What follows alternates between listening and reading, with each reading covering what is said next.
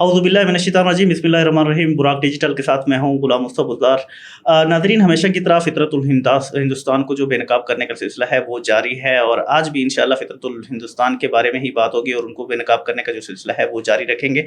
इसी तरह बलूचिस्तान की तरक्की के बारे में बात होगी, इसकी पसमानदी कैसे दूर की जा सकती है उस पर बात होगी। इस सारे जो है इस पे इश्यूज़ पे बात करने के लिए हमारे साथ मौजूद है सलमा खान। सबसे पहले आपको खुशामदीद और आपका शुक्रिया कि आप अपने कीमती वक्त में से टाइम निकाल के आई हैं। मोहतरम, सबसे पहला मेरा सवाल आपसे ये है कि फ़ितरतुल हिंदुस्तान की यहाँ पे बलूचिस्तान में जितनी प्रॉपर्टीज़ हैं, महरंग बलोच हो गई या दीगर हो गई, इससे पहले वो ख़ुद को बड़ा जो है पावरफुल शो करती थी कि हम बहुत हैं, पावरफुल हैं, हम बलूचिस्तान को बंद कर देंगे, ये कर देंगे, वो कर देंगे। लेकिन हकीकत ये है कि जब से कानूनी रास्ता अख्तियार किया गया इनके खिलाफ, कानून हरकत में आया है, इनको नज़रबंद किया गया है या अदालतों में पेश किया जा रहा है, बाकायदा इनके खिलाफ जो कार्रवाइयाँ शुरू हो गई हैं कानूनी, तो उसके बाद हमें BYC जो है कहीं नज़र नहीं आई। तो कहाँ गई इनकी पार्टी? क्या ये चंद अफराद पे मुश्तमिल एक गिरोह था जो कि एक साजिश के तहत अमन ख़राब करने की कोशिश कर रहा था? एग्जैक्टली इसमें कोई शक नहीं है कि ये चंद 100 अफराद थे जिन्होंने बलूचिस्तान का अमन ख़राब करने के लिए और पाकिस्तान को तरक्की की राह से पीछे धकेलने के लिए बड़ी बड़ी मुशक्क़त की हैं और बड़ी ज़ोर लगाया इन्होंने कि हम किसी भी हरबे पे आके पाकिस्तान को और बलूचिस्तान को तरक्की से पीछे कर दें।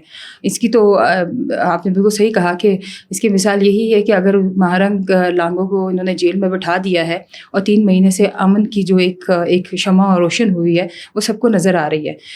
इनका एक सरगुना जब सर उठाता है तो हमारी फोर्सेस उसके ख़िलाफ़ बड़े अच्छे तरीके से उसको जवाबी कार्रवाई करके बता देते हैं कि हम डिफेंड कर रहे हैं। पाकिस्तानी अवाम को और बलूचिस्तान के उन शहरियों को जिनका कोई कसूर नहीं है, बेकसूर लोग हैं, उनको बचाने के लिए हमारी फोर्सेस बिल्कुल सामने खड़ी हुई है। जहाँ तक इसका ताल्लुक़ है कि वो जेल से अपनी तहरीक चला रही हैं या उसकी लीडरशिप वहाँ जाके कमज़ोर हो गई है या वो अपनी लीडरशिप को कामयाब कराना चाहती है नहीं, तो वहाँ से भी कर रही है, वो अपनी तरीके से कोशिश कर रही है। लास्ट टाइम मैंने जिक्र किया था कि उन्होंने जेलर साहब से उनके वकालतनामे पर दस्तखत करने के लिए उसके कमरे के आगे जाके बैठ गई, धरना दे के बैठ गई। आपकी बहादुरी इतनी है कि जेल में भी आप प्रोटेस्ट कर रही हैं, लेकिन आप की ये जो बहादुरी है ये गलत सिमत में चल रही है। अपनी सिमत को बराबर कर दें, फिर बैठें, फिर बात करें। अब तो हमने जो आपसे बात करने के बोला था कि हम टेबल टॉक पे आएंगे, हम आपसे मुज़ाकरात के रास्ते खोलेंगे, तो अल्हम्दुलिल्लाह मुज़ाकरात के रास्ते खुलने शुरू हो गए हैं। अब इनको एहतसाब के दायरे में लेकर आया जाएगा। इनके ख़िलाफ़ जितने FIRs हुई हैं, जितने इन्होंने वायलेशन की हुई है लॉज की, उसके ख़िलाफ़ जो इनके जो सारी की सारी खुल के आ रही हैं वजाहतें, वो ये लोग ख़ुद भी इसको बताएंगे कि हमसे कहाँ कहाँ पे कोताही हुई है। और ये फिर जब कटहरे में खड़े होंगे, जवाबदेही करेंगे, तब इनको मालूम पड़ेगा कि पाकिस्तान की गवर्नमेंट ने इनके साथ कितनी नरमी वाला बर्ताव किया था और अब सख्ती पे आ गए हैं। तो ये वो समंदर पे झाग की तरह बैठ गए हैं। अब इनमें वो ताकत नहीं रही है जो पहले ये लोग दिखाते थे।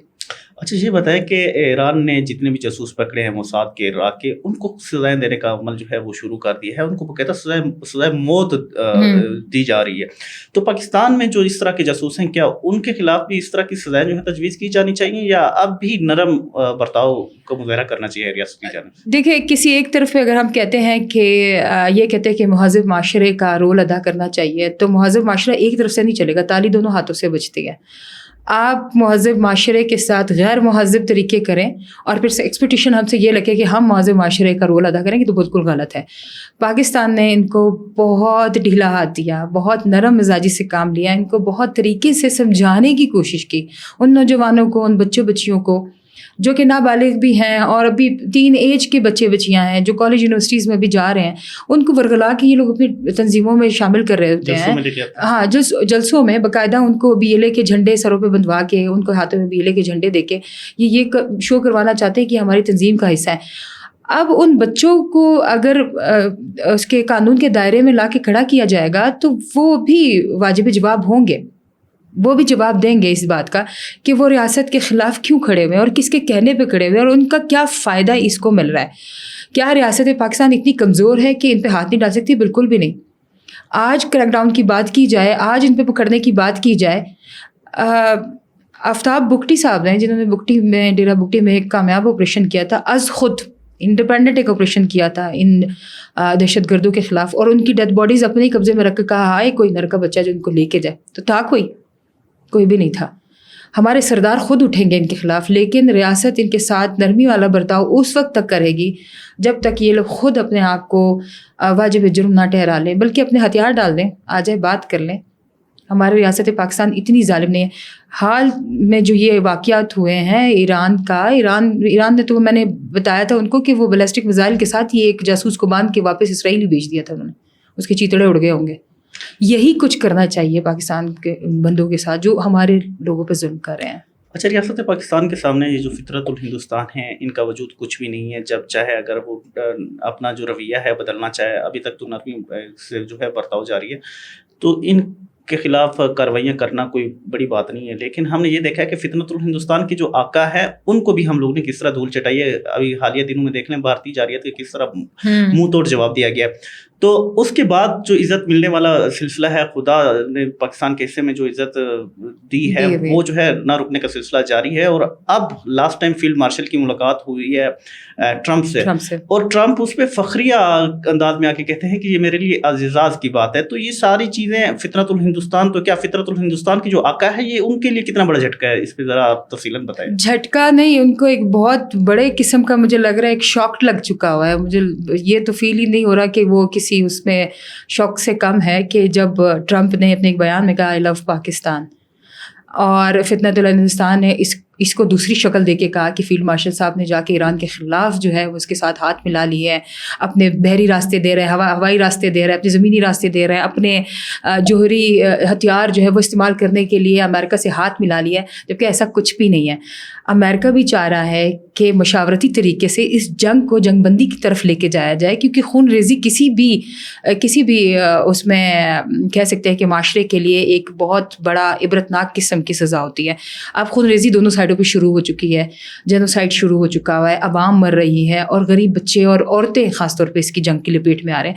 تو وہ تو مذاکراتی راستے کے لیے وہ پاکستان سے ہاتھ ملانا چاہ رہا تھا، یا بات کرنا چاہ رہا تھا، یا ایک میٹنگ تھی، اس کو رنگ کیسے دیا انہوں نے کہ یار انہوں نے تو ایسے کر لیا۔ اس کے بعد جب ہماری تردیدی بیانات آنے شروع ہو گئے کہ فیلڈ مارشل صاحب نے ایسے تو کچھ کیا نہیں ہے، وہ تو خود انہوں نے شاہی اعزازیہ طور پہ ان کو بلایا ہے کھانے پہ، اور انہوں نے اتنے اچھے طریقے سے کہا کہ مجھے پاکستان سے ایکسپیکٹیشن یہی ہے کہ وہ جنگ بندی کے لیے جتنا بھی وائٹل رول پلے کرے وہ کرے گا۔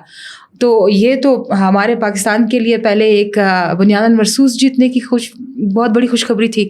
دوسرا بھی فیلڈ مارشل کے اس عہدے پہ آنا ایک بہت بڑے اعزاز کی بات ہے۔ تیسرے نمبر پہ ابھی آپ کا ڈونلڈ ٹرمپ کا یہ کہہ دینا کہ یار یہ بندہ جو ہے یہ پاکستان کے لیے نہیں بلکہ پورے کے پورے اسلامی ممالک کے لیے اور اسلامی مملکت جتنے بھی ہیں ان کے لیے بھی ایک اعزاز والا بندہ ہے، جو اتنے اچھے طریقے سے بات کر کے مشاورتی طریقے سے جنگ ختم کرنے پہ، یا کسی بھی اسلامی ممالک کے جو سربراہان ہیں ان سے بات کرنے کی اس کو تو تمیز ہے نا۔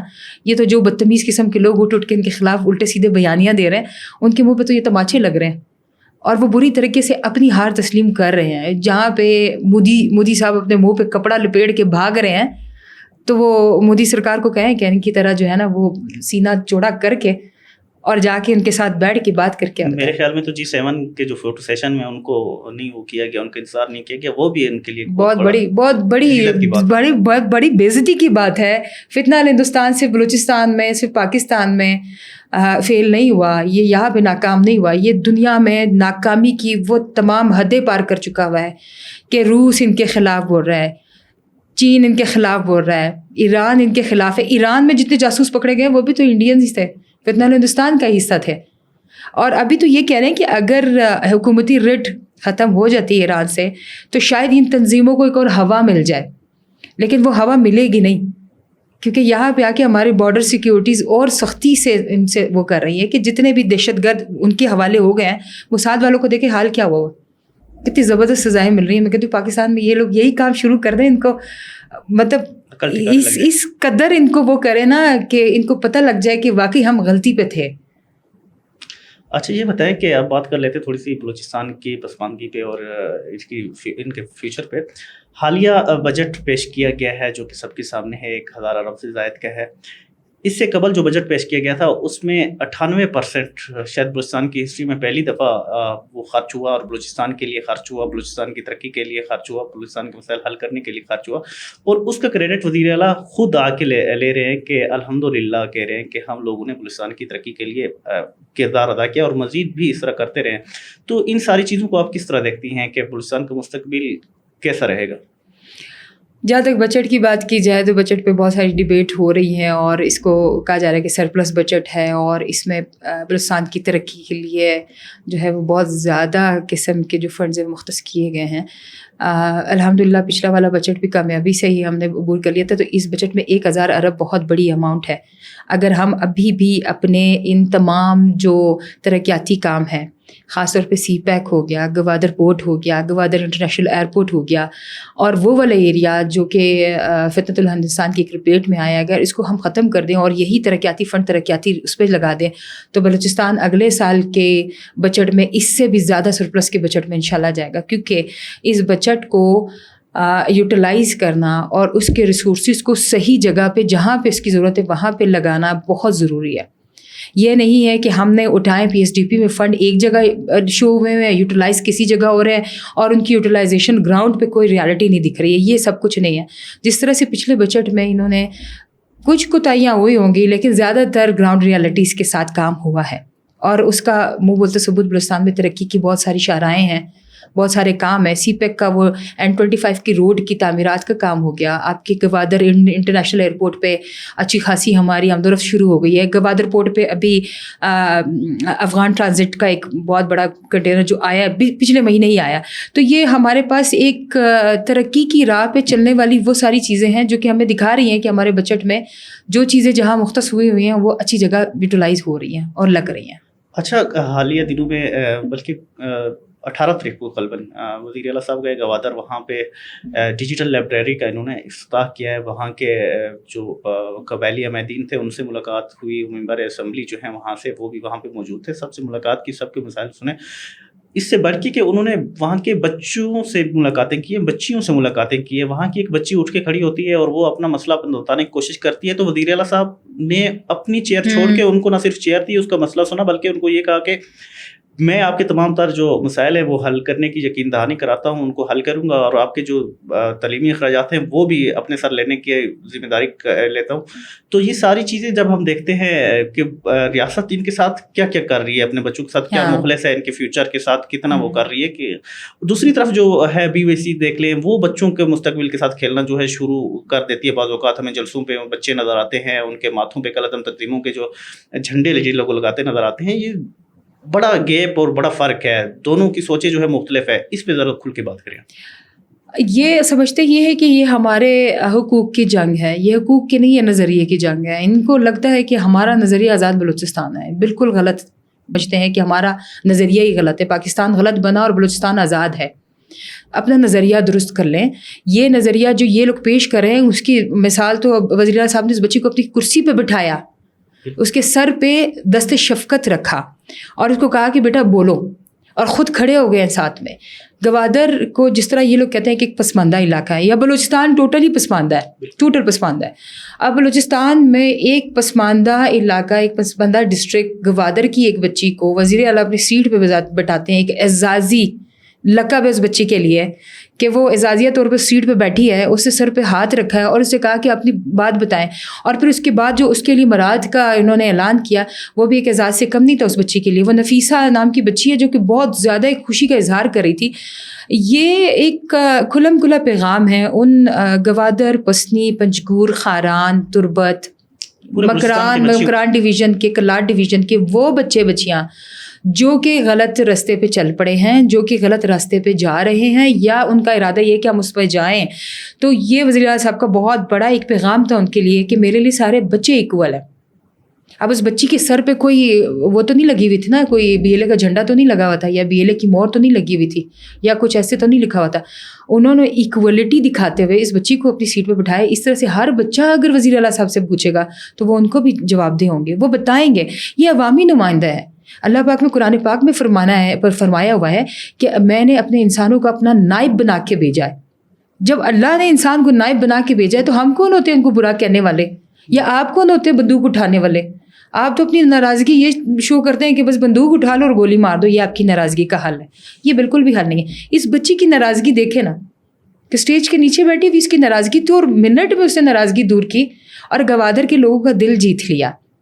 اس کے برعکس دوسری سائڈ پہ دیکھا جائے تو 13, 14, 15 سال کی بچیاں بالکل ینگ چھوٹی 9th 10th اور FSC لیول کی بچیاں ہیں، ان کو آپ BLA کے جھنڈے دے کے BYC کے جھنڈے دے کے ان کو کہتے ہیں کہ بھائی آج دھرنوں میں بیٹھ جائیں. ایک تو ان کی تعلیمی میدان میں ان کو اتنا پش بیک کیا جا رہا ہے، ان کا فیوچر تو بالکل ڈیمالش ہے. مجھے تو نہیں لگتا کہ وہ آگے اس طرح سے کسی ترقی کی راہ پہ. اس جگہ میں جہاں پہ وزیر اعلیٰ صاحب ڈبیٹ کر رہے ہیں یا آپ کے لیے کسی چیز کا اعلان کر رہے ہیں، آپ کو وہاں ہونا چاہیے تھا. اسی کے اگلے دن 18 تاریخ کو انہوں نے DC چوک تربت میں BYC کے حق میں جو ہے دھرنا دینا شروع کیا. اس میں بھی کچھ چند بچیاں تھیں. تو ڈفرینس آپ کے سامنے ہے. فیوچر بچے خود ڈیسائیڈ کر رہے ہیں. ان بچوں کو خود اس بات کا علم ہونا چاہیے کہ دھرنے میں بیٹھنا بہتر ہے یا سرفراز بگٹی صاحب کی طرف سے ایک ڈیجیٹل لائبریری کا جو آپ لوگوں کے لیے انعقاد کیا گیا اس کو یوز کرنا بہتر ہے. شکریہ سلما خان، آپ نے ہمارے سوالات کا جو ہے کھل پہ جواب دیا ہے. ناظرین، سلما خان نے یہ کہا کہ جو ریاست نرمی کا مظاہرہ کرتی ہے وہ ہرگز نہیں کرنا چاہیے. انہوں نے ایک مثال دی کہ ماہرنگ لانگو کافی عرصے سے جو کہ یہاں پہ بند ہیں، ان کے بعد جو ہے ایک پتہ تک نہیں ہلا، کوئی روڈ بند نہیں ہوا، جس سے یہ ظاہر ہوتا ہے کہ یہ گروہ اگر باہر رہے گا تو یہ جو ہے امن سبتاز کرنے کی کوشش کرتا رہے گا. ان کے خلاف جو قانونی کارروائی ہے وہ ضروری ہے. اور اسی طرح انہوں نے فتنۃ الہندوستان کے جو آقا ہے ان کے لیے بھی ایک بہت بڑا جھٹکا قرار دیا ہے. ٹرمپ اور جو فیلڈ مارشل کی ملاقات تھی، اور اسی طرح گوادر کے بارے میں بھی انہوں نے خود کھل کے جو ہے بات کی ہے. ناظرین، اگلے پوڈ کاسٹ تک ہمیں دیجیے اجازت. انشاءاللہ پھر آپ کی خدمت میں حاضر ہوں گے. اللہ حافظ.